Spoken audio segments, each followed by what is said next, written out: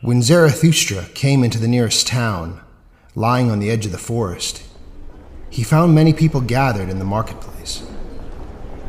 For it had been promised that a tightrope walker would perform.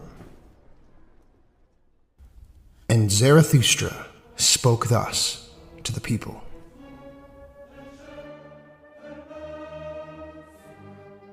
I teach you the Overman. Human being is something that must be overcome.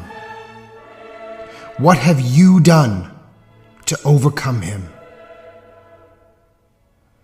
All creatures so far created something beyond themselves. And do you want to be the ebb of this great flood? And you would even rather go back to animals than overcome humans? What is the ape to a human? A laughingstock or a painful embarrassment. And that is precisely what the human shall be to the Overman. A laughingstock or a painful embarrassment. You have made your way from worm to human, and much in you is still worm. Once you were apes, and even now a human is still more ape than any ape. But whoever is wisest among you is also just a conflict and a cross between plant and ghost. But do I implore you to become ghosts or plants? Behold, I teach you the Overman. The Overman is the meaning of the earth. Let your will say, the Overman shall be the meaning of the earth. I beseech you, my brothers, remain faithful to the earth, and do not believe those who speak to you of extraterrestrial hopes. They are mixers of poisons, whether they know it or not. They are despisers of life, dying off and self-poisoned,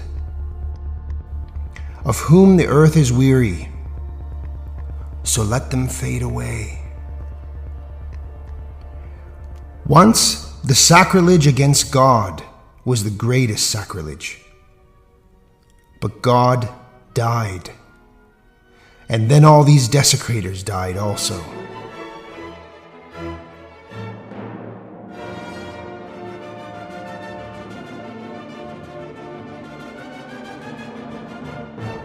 Now, to desecrate the earth is the most terrible thing, and to esteem the bowels of the unfathomable as higher than the meaning of the earth.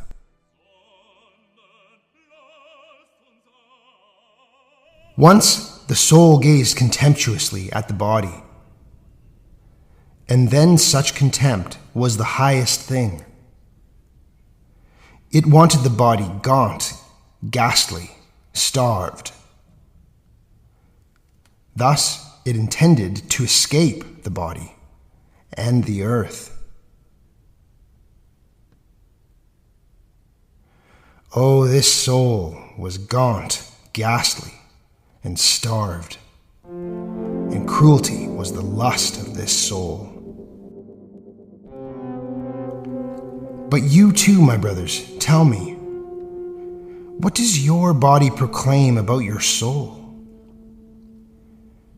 Is your soul not also poverty and filth and a pitiful contentment?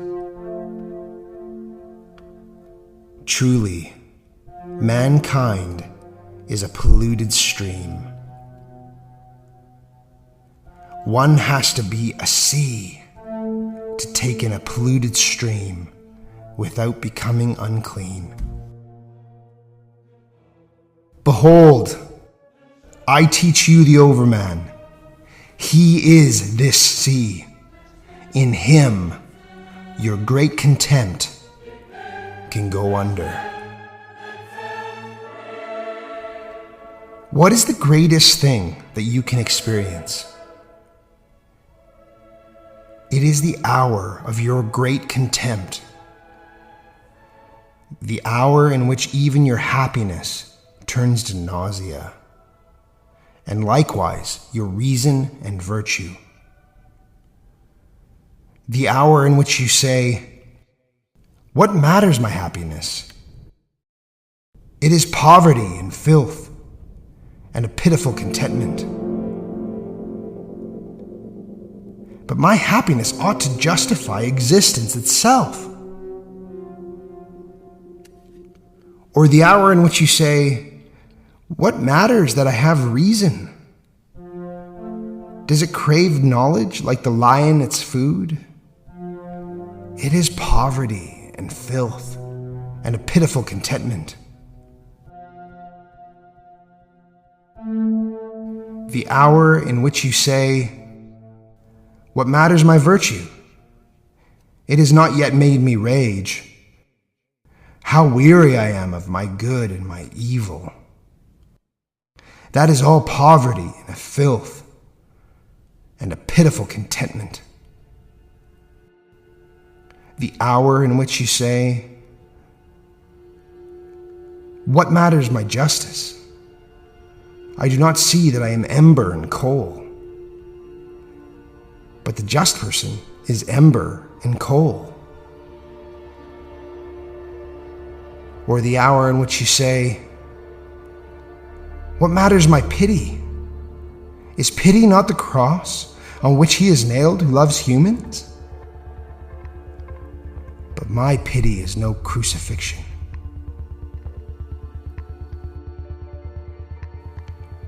Have you not spoken thus? Have you not cried out thus?